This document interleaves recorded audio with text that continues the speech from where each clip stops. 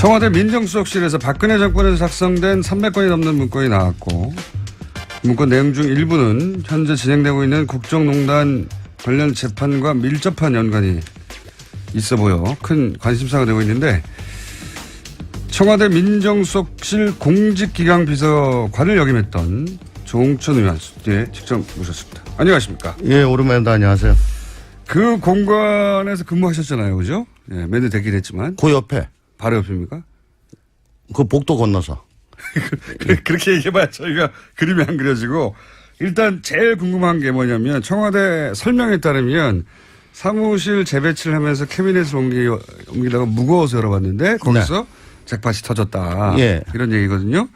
근데 이제 저희가 궁금한 게 박근혜 정권 말기에 이제 파쇄기 뭐 열몇 대가 대량으로 들어와서 밤낮으로 파쇄하고 있고 기록물들은 이관하고 나머지는 뭐 서버는 디가우징하고 그래서 철저히 다 털어버린 것으로 이해하고 있었거든요. 이게 어떻게 나왔을까? 일단 그 제일 궁금합니다.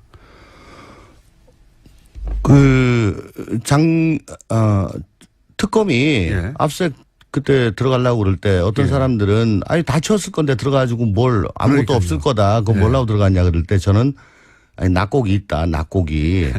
그것만 주워도 쏠찬다라고 했었죠. 사람이 하는 일이니까 예. 어떻게 그 완벽하게 하겠습니까?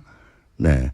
그리고 그 캐비넷만 다 열어봐도 네. 당연히 그 안에 문서들은 다 꺼내서 분쇄하면 될 텐데 그게 구조상 그렇지 않을 수도 있습니까? 어디 꼭꼭 숨겨져 있는 캐비넷이 여기 발견된 문건의 작성 시점이 2014년 6월부터 2015년 6월이라고 보도가 예, 되고 대략 1년 있어요. 정도. 예. 예. 누군가 1년 정도 쓴 캐비넷인 거죠. 그러니까 예. 2015년 6월 이후에 예. 작성된 문건이 없었던 걸로 봐가지고는 2015년 6월까지만 누군가가 그 캐비넷을 사용을 했고 예. 그 이후에는 그 캐비넷을 사용하거나 관리한 사람이 없었다는 얘기로 뒤집을 수가 있겠죠. 그 사람이 보직이 변경됐거나 관뒀거나 뭐 자리가 이동됐거나. 예, 어쨌거나 그래서 이건 쓰지 않는 캐비넷으로 돼가지고 그 사무실 내에서도 저 뒤쪽으로 좀 밀려났을 거고. 그러니까 관심의 대상에서 멀어졌을 거고. 작년에 올해 그 청와대 그 정권 교체가 될 때 예. 치울 때도 그거는 관심을 기울이지 않았기 때문에 그런 거 아닌가. 자기 책상, 자기 캐비넷만 신경 썼지 남의 거니까. 자기 게 아니면 안 열어보겠죠, 청와대에서 당연히? 보통 지시가 자기 거는 다 깨끗이 해라. 그렇게 지시가 가니까요. 그렇죠. 남의 예. 것을 함부로 열 수는 없겠죠. 그러니까 그 자리에서 쓰던 그 사람이 쓰던 캐비넷 2015년 6월까지 그 사람이 하여튼 보직 변경이든 뭐 사직이든 어쨌든 그래서 더 이상 쓰지 않게 된 캐비넷. 그런 걸로 저는 생각이 됩니다. 그렇게 들으니까 좀 이해가 가네요. 예.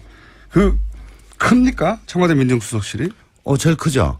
청와대 제일 커요? 예, 왜냐하면 이명박 정부 때는 민정 1, 민정 2 두 개 비서관실이 쓰던 거를 박근혜 정부 들어와가지고 민정비서관으로 퉁쳤거든요. 하나로 만들었어요. 예. 그래서 두 개가 합쳐졌고. 예. 근데 민정 1은 이제 민심팀으로 되고 민정 2는 사정팀으로 됐는데 예. 민심팀과 사정팀 사이에는 간율이 격벽이 있습니다. 예. 그래서 민심팀, 사정팀 이렇게 각자 좀 한 비서관실이긴 하지만 그래도 독립성을 가지고 일을 했었는데 이번 문재인 정부 들어가지고는 얘기를 들어보니까 굉장히 그 정원을 다 안 채우고 짧게 가느라고 반만 썼군요, 말하자면. 반만 썼죠. 격벽 안쪽. 그러니까 저 민심팀 쪽만 쓰고 사정팀은 저 비서관하고 좀 멀거든요. 네. 예. 그러니까 가까운 쪽만 쓰다가 최근에 인력이 보강되면서 다시 자리를 재배치하다가 이제 그 가구를 옮겨야 될 거 아니에요. 근데 이거 뭐야? 그렇게 된 것 같아요. 그렇구나. 그렇게 되니까 어느 정도 이해는 갑니다. 이거 굉장히 우연에 의해서 발견된 거네요. 그러면 지금 말씀하시기로는 뒤져보면 뭐 더 나올 수도 있다고 하셨는데 그럴 수도 있습니까? 있을 수도 있고 없을 수도 있는데 뭐라도 있을 수가 있죠. 왜냐하면 낙곡은 항상 있으니까. 그래요? 예. 뭔가 있을 수 있다? 예. 그래서 저 그때 압수수색 무조건 들어가야 된다고. 아무리 치워도 낙곡은 있다. 근데 이번에는 아주 큰 덩어리가 나왔어요. 몇 명이에요? 예전에 박근혜 정부 시절에 그 민정수석실에 근무했던 사람이 대략 합치면 민정사정 합치면 민정사정 합쳐서 한 50명 가까이? 50명이요? 예. 엄청 크네요. 제일 커요. 다른 예를 들어서 경제수석실 이 정도 되면 얼마납니까? 경제수석실에 예를 들어 경제비서관, 중기비서관, 해양수산비서관 이런 데는 비서관 하나, 선임 하나, 행정관 둘이 또 행정요원 하나 그렇게 한 4-5명. 야, 굉장히 큰 조직이네요. 민정수석실은. 예. 저희가 고담으로 컸고. 사정비서관. 아니 공직. 공직. 예. 기강비서관. 예. 한 50여 명 가까이 되는군요. 이게 그러면 한 50명. 예. 다른 부처의 10배, 다른 수석실의 몇 배는 되네요. 수석실이 아니고 비서관실, 개별 비서관실. 왜냐하면 민정수석실 밑에 비서관실이 4개가 있잖아요. 야. 그죠? 민정수석이 힘이 세군요. 그러니까 비추어보자면, 물론 지금 문재인 정부는 더 축소됐다고 하지만, 우병우 전 민정수석의 힘이 굉장히 막강했네요. 많은 인원들을 다뤘네요. 일단 병사로 보면 엄청 많죠. 네, 그렇군요. 이게 인수인계, 그러니까 우병우, 최재경, 조대환 이렇게 급하게 민정수석이 짧은 기간에 3번이나 바꿨잖아요. 네. 그 인수인계가 제대로 안 돼서 그럴 수도 있다. 이 해석도 가능하죠. 어차피 이 마지막에 다 확인하는 거는 제일 마지막 수석, 조대환 수석 예. 때죠. 예. 예. 최재경 수석이야 들어가다 나오면서 야, 지금껏까지 다 치워. 그렇게 얘기할 리도 없는 거고 필요도 그렇죠. 없는 거고. 마지막으로 치운 사람은 조대환 수석인데. 네. 이제 우병우 수석은 자기하고 관련된 것만 개인적으로 어떻게 했을 거고. 직접 관련된 것만 치웠을 혹은 것이고. 또 자기 친한 직원들한테는 따로 얘기를 해줬을 거고. 자, 그럼 내용을 좀 여쭤볼게요. 그 일부 공개된 그 문건을 보면 삼성을 어떻게 지원할 것인가. 삼성이 필요한 게 뭐냐 파악해봐라. 이런 내용이 있거든요. 그러니까 첫 번째로 궁금한 건 청와대의 민정수석실에서 특정 기업을 어떻게 지원할 것인가를 파악하는 게 이게 민정수석의 업무 범위에 들어갑니까? 그건 경제수석실에서도 좀 하기가 힘든 일인 것 같습니다. 민정수석의 업무 범위는 아니지 않습니까? 그죠? 예, 아니죠. 네. 그러니까 특정 기업을 대한민국에 제일 잘 나가는 기업인데 이미 그 잘 나가는 기업을 어떻게 지원할 것인가라고 파악해 보라고 할 수도 있습니까? 청와대가? 그런 종류의 지시를 받거나 들어본 적이 있어요? 물론 예. 삼성이 우리나라 경제에서 차지한 비중이 엄청나게 크고 예. 또 삼성이 법적 제도적으로 좀 잘못된 게 있어가지고 예. 애로사항이 많고 그로 인해서 국가 경제에 미치는 악영향이 크다라고 한다면 그건 할 수가 있겠죠. 예. 근데 제가 지금 문건을 제대로 보지 않은 상황에서 이게 단정드리기가 참 못합니다. 내용을 좀 봐야 되는데. 문건은 좀 일반론이에요. 보면 예를 들어서 삼성 경영권 승계에서 삼성이 뭘 필요로 하는지 파악해라. 이거는 삼성이 어려움을 겪고 있다기보다는 경영권을 승계하는데 삼성이 필요로 하는 게 뭔지 파악하라는 거잖아요. 사기업에. 그건 좀 아니죠. 예, 이건 아니지 않습니까? 좀이 아니라 많이 아니지 않습니까? 그리고 이제 삼성의 과제 해결하는데 정부도 상당히 영향을 행사할 수 있는 부분이 있다. 이거는 이제 삼성 문제를 해결해 주는데 정부가 영향을 행사해서 해결해 줄 부분이 있다는 거잖아요. 네, 그게 국민연금 예, 의결권이라든가. 그런 거죠. 그 다음에 금산분리. 네. 법을 좀 만들어준다든가. 법제도 그런 네. 거죠. 이것도 민정이 파악할 내용의 업무 범위에 들어갑니까? 그게 국익과 예. 직접 관련이 있다면. 국익과. 예. 이게 삼성의 이익과만 관련이 있다면요. 만약에 그렇다면 그거는 좀 아니죠. 그건 아닌 것이고.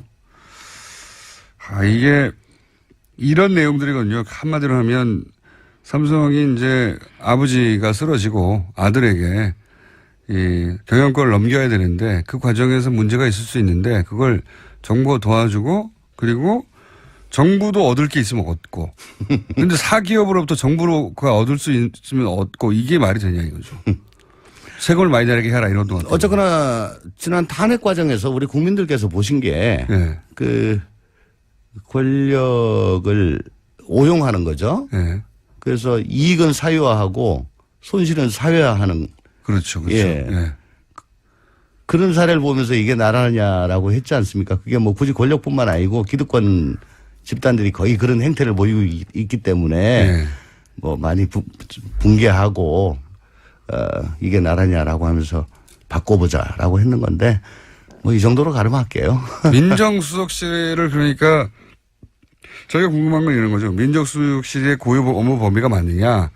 그런데 이게 특정 기업을 위하는 거라면 업무 범위는 아니다라고 말씀하시는 것이고. 그러니까 인텐션이 뭐냐. 특정 기업이라도 인텐션이 뭐 하려고 알아보는 거냐. 국가경제 국익. 예. 예. 뭐 그런 건 안 몰라도 또 이게 창조경제하고 직접 관련이 있으면 모르겠습니다.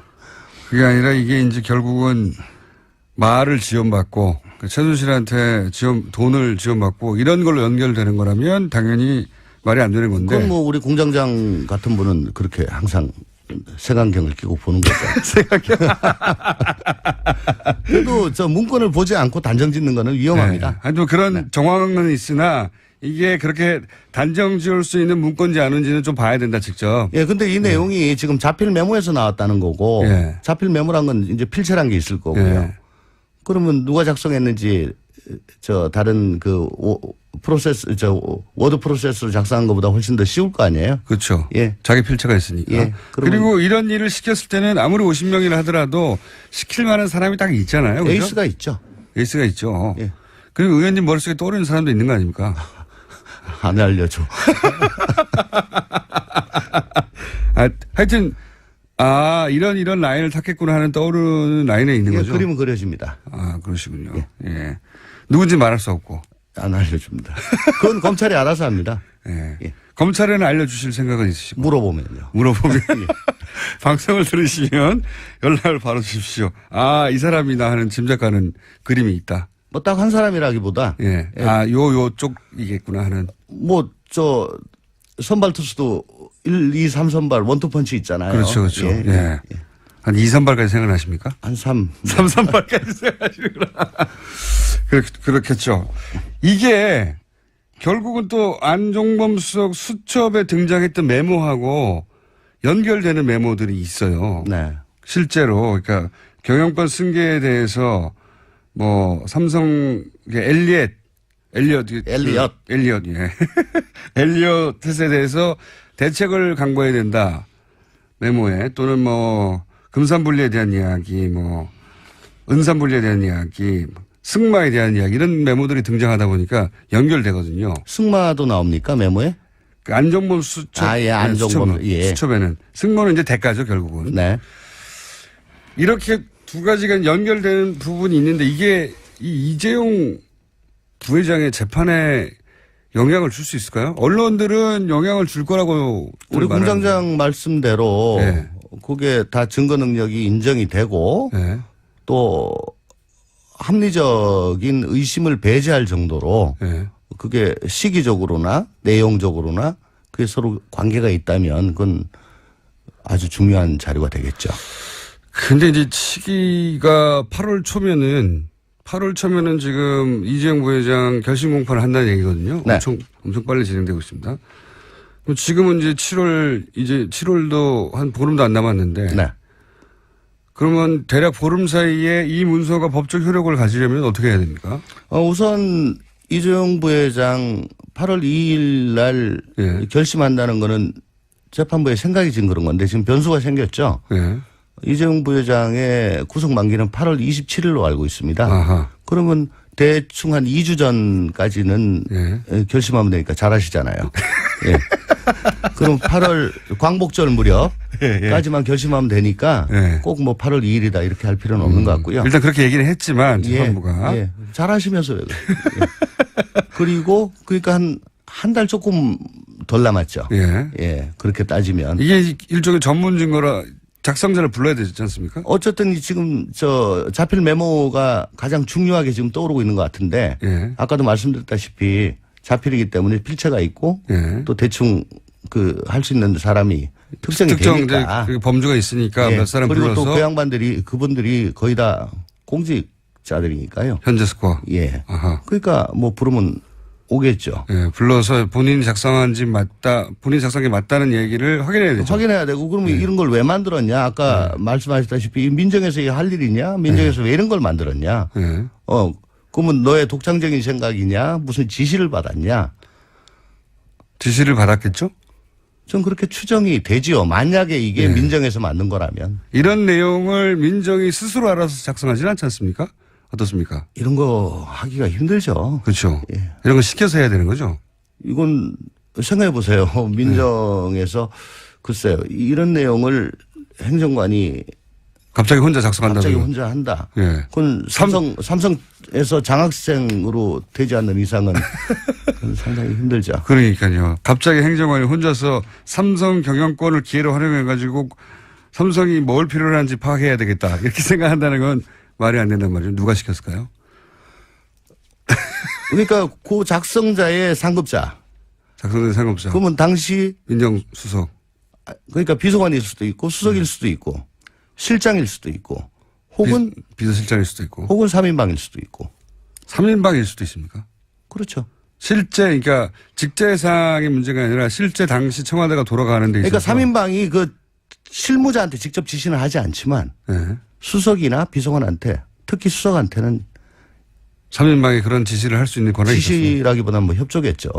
말은 협조지만 예. 사실상 3인방이 자기 업무 소관이 아닌데도 3인방이 그런 업무 협조란 이름으로 이런 요청을 하면 3인방의 힘을 청와대 내에서는 다 알고 있었기 때문에 그건 뭐 VIP의 의중이 담긴 걸로 그렇게 생각할 수 3인방 입에서 나오면 예. 그래서 3인방도 가능하고 원래 직제상호는 비서실장에서 나와야 되는 거 아닙니까? 그렇죠. 원래 직제상호는 그런데 실제 돌아가기로는 3인방에서도 그러니까 예를 들어 네. 뭐 실수비 같은 데서 이게 이슈로 나왔는데 네.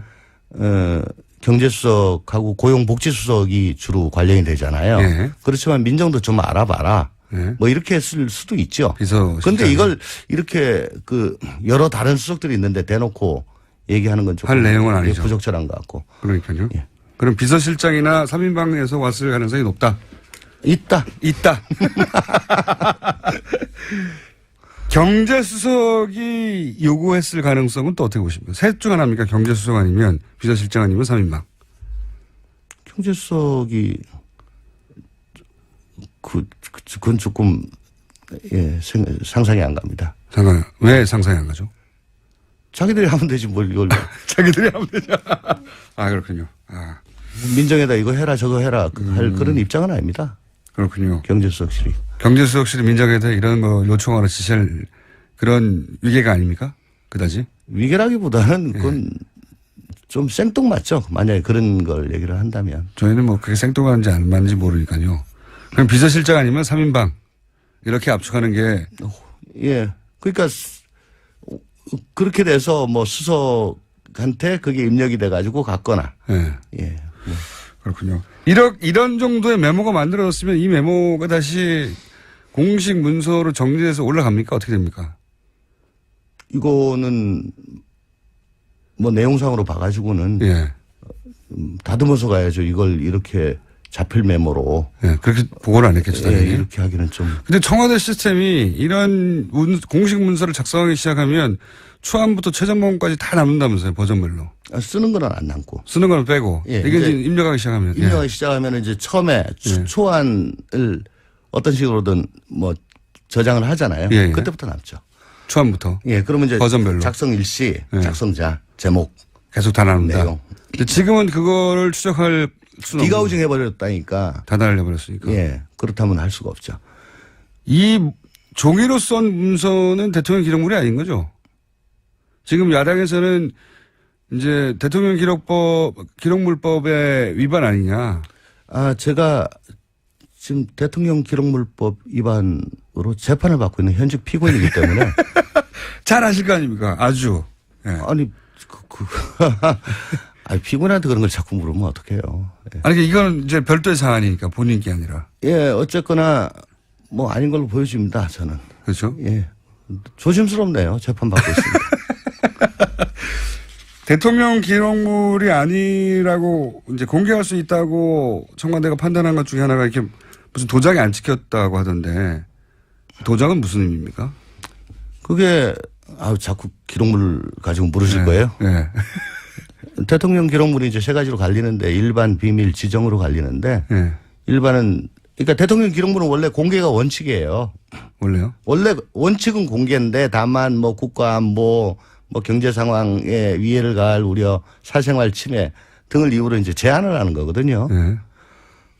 그러니까 일반 기록물은 거의 대부분 공개예요. 프리한 거고. 비밀 기록물은 그거 보고 중요도에 따라서 1급, 2급, 3급 대비 그렇게 분류를 한 거고요. 그 분류 도장이 없기 때문에 기본적으로 공개할 수 있다. 근데 예. 비밀 기록물, 지정 기록물이라고 하는 거는 어쨌든 분류 작업을 해서 예. 그 분류 표시를 하고 대통령 기록관에다 이관을 해야지만이 그게 기록물이지. 예. 캐비넷에 남아있는 분류도 안 된 도장도 안 찍힌 것을 대통령 기록물로 볼 수는 없다. 라고 이제 해석할 수 있다. 딴 거 물으세요. 피곤한데 자꾸. 우병우 민정수석 있지 않습니까? 네. 우병우 민정수석에 대해서는 여러 차례 문제 제기를 많이 하셨는데, 우병우 민정수석이 지금 뭐 구속도 안 됐고 사안도 굉장히 적지 않습니까? 작죠? 네. 이 지금 걸려있는 사안이 유죄가 된다 한들 받을 수 있는 처벌은 어느 정도입니까? 뭐 가정을 전제로 해서 답변 드리는 게 적절치 않고 그동안에 제가 계속 한 거는 어쨌거나 그저 윤곽근 수사팀장 그때 처음 시작됐을 때 원칙은 가택하고 휴대폰 압수수색을 해야 되거든요. 당연히 해야 되겠죠. 그러면 여기에 다 나와요. 이런 휴대폰에. 내용들이 다 나온다고 휴대폰에. 그러면 이게 참 궁색하게 직권남용, 직무유기, 위증 이렇게 갈 필요가 없지 않습니까? 또 아니더라도 지금처럼 청와대 내부를 들여볼 수 있었다면 다 나와요. 그때 압수수색 했으면 다 나왔겠죠? 다 나오죠. 예. 예. 비가 오직만 안 해도 다 나와요. 다 나오고. 예. 휴대폰을 해도 다 나오고. 다 나오고. 예. 근데 그거 아무것도 안 하고 하려니까 궁색하게 너 세월호 때 뭐 어쨌지 저쨌지 뭐 이럴 수밖에 없잖아요. 예. 그게 너무 답답하다는 거죠. 예. 그 이후 예를 들어 탄핵 국면에 가고 나서는 왜 우병우 민정수석에 대해서는 그렇게 못했을까요? 실제로 검찰 내에 흔히 말하듯이 우병우 라인이 살아있었기 때문입니까? 어떻게 보십니까? 뭐 잘 나간 사람들은 다 은혜를 입었으니까. 어떤 은혜를 입었어요? 보직이요. 보직이요? 보직. 좋은 자리로 가는 거? 그렇죠. 잘 나가는 자리하고 잘 안 나가는 자리하고? 못 나가는 자리는 뭐 누가 봐도 딱 아니까. 검찰 내에서 보면 딱 아는데. 예. 그런데 우병우 민정수석이 잘 나가는 자리에 자신하고 협조가 잘 되는 사람을 꽂아 줬다고 하는 정황들이 있습니까? 추정하는 사람들이? 그거야 뭐 다 합니까? 공유하고 있죠. 왜냐하면은 잘 나가는 자리라는 게 민정수석하고 업무상 연관이 되는 자리들이니까. 그런 자리에 본인과 친한 사람들이 저기 저 지방 어디에 뭐 저 형사부장 하고 있으면 민정수석하고 아무 상관이 없죠. 없을 가능성이 높잖아요. 네. 그보단 이 서울 쪽 대검 법무부 뭐 중앙지검 특수부 네. 뭐 이런 쪽에 그런 사람들, 그러니까 우병우 민정수석이 그렇게 영향을 미쳐서 그런 인사 라인에 채워진 사람들이 대략 10명 선이 넘습니까? 제가 그랬어요. 법무장관 청문회 때 예. 그동안에 사건이 이상하게 꼬인 것들. 예. 그거 지금 국정원 TF처럼 예. 자초지종을 캐서 예. 그거 도대체 누가 중간에 틀었냐 이렇게 이상하게 만들었냐. 예. 그걸 밝히고 거기에 잘한 사람은 잘한 대로 못한 사람은 못한 대로 결과에 상응한 예. 그런 상벌을 줘야지만이 검찰이 이게 제대로 쓸 거고. 몇 명이나 됩니까, 그래서? 뭐 30명이요? 아니요, 그건 꽤 돼요. 예. 10명은 넘고 30명은 안 된다. 뭐 10명 넘는다. 예. 넘는다. 예. 20명도 넘는다? 딴 거 모르시죠? 그분들이 그냥 살아있다, 아직도 근데. 꽤 살아있죠. 꽤요? 예. 예. 왜 최근에 몇 명 나가고 그랬잖아요. 아직 부족합니까? 거기는 이제 직급이 굉장히 높았던 사람들이고. 그 바로 밑에 급들은 아직 살아있다. 예, 꽤 살아있다. 조홍천 의원이었습니다. 3부에 사실, 대한민국에 제일 잘 나가는 기업인데, 이미, 그 잘 나가는 기업을 어떻게 지원할 것인가라고 파악해 보라고 할 수도 있습니까? 청와대가? 그런 종류의 지시를 받거나 들어본 적이 있어요? 아니, 물론, 예. 삼성이 우리나라 경제에서 차지한 비중이 엄청나게 크고, 예. 또 삼성이, 뭐 법적 제도적으로 뭐 좀 잘못된 게 있어가지고, 예. 애로사항이 많고, 그로 인해서 국가 경제에 미치는 악영향이 크다라고 한다면, 뭐 그건 할 수가 있겠죠. 예. 근데 제가 지금 문건을 제대로 보지 않은 상황에서 이게 뭐 단정 드리기가 참 못합니다. 내용을 좀 봐야 되는데. 문건은 좀 일반론이에요. 보면 예를 들어서 삼성 경영권 승계에서 삼성이 뭘 필요로 하는지 파악해라. 이거는 삼성이 어려움을 겪고 있다기보다는 경영권을 승계하는데 삼성이 필요로 하는 게 뭔지 파악하라는 거잖아요. 사기업에. 그건 좀 아니죠. 예, 이건 아니지 않습니까? 좀이 아니라 많이 아니지 않습니까? 그리고 이제 삼성의 과제 해결하는데 정부도 상당히 영향을 행사할 수 있는 부분이 있다. 이거는 이제 삼성 문제를 해결해 주는데 정부가 영향을 행사해서 해결해 줄 부분이 있다는 거잖아요. 네, 그게 뭐 국민연금 예, 의결권이라든가. 그런 거죠. 그 다음에 금산분리. 네. 법을 좀 만들어준다든가. 법제도 뭐 그런 네. 거죠. 이것도 민정이 파악할 내용의 업무 범위에 들어갑니까? 그게 국익과 예. 직접 관련이 있다면. 국익과. 예. 이게 삼성의 이익과만 관련이 있다면요. 만약에 그렇다면 그거는 좀 아니죠. 그건 아닌 것이고. 청와대 민정수석실에서 박근혜 정권에서 작성된 300건이 넘는 문건이 나왔고 문건 내용 중 일부는 현재 진행되고 있는 국정농단 관련 재판과 밀접한 연관이 있어 보여 큰 관심사가 되고 있는데 청와대 민정수석실 공직기강비서관을 역임했던 조홍천 의원 예, 직접 모셨습니다. 안녕하십니까? 예, 오랜만입니다. 안녕하세요. 그 공간에서 근무하셨잖아요. 그죠? 예, 매도 되긴 했지만. 그 옆에. 바로 옆입니까? 그 복도 건너서. 그렇게 얘기해봐야 저희가 그림이 안 그려지고 일단 제일 궁금한 게 뭐냐면 청와대 설명에 따르면 사무실 재배치를 하면서 캐비넷을 옮기다가 무거워서 열어봤는데 거기서 잭팟이 터졌다. 예. 이런 얘기거든요. 근데 이제 저희가 궁금한 게 박근혜 정권 말기에 이제 파쇄기 뭐 열 몇 대가 대량으로 들어와서 밤낮으로 파쇄하고 있고 기록물들은 이관하고 나머지는 뭐 서버는 디가우징하고 그래서 철저히 다 털어버린 것으로 이해하고 있었거든요. 이게 어떻게 나왔을까? 일단 그게 제일 궁금합니다.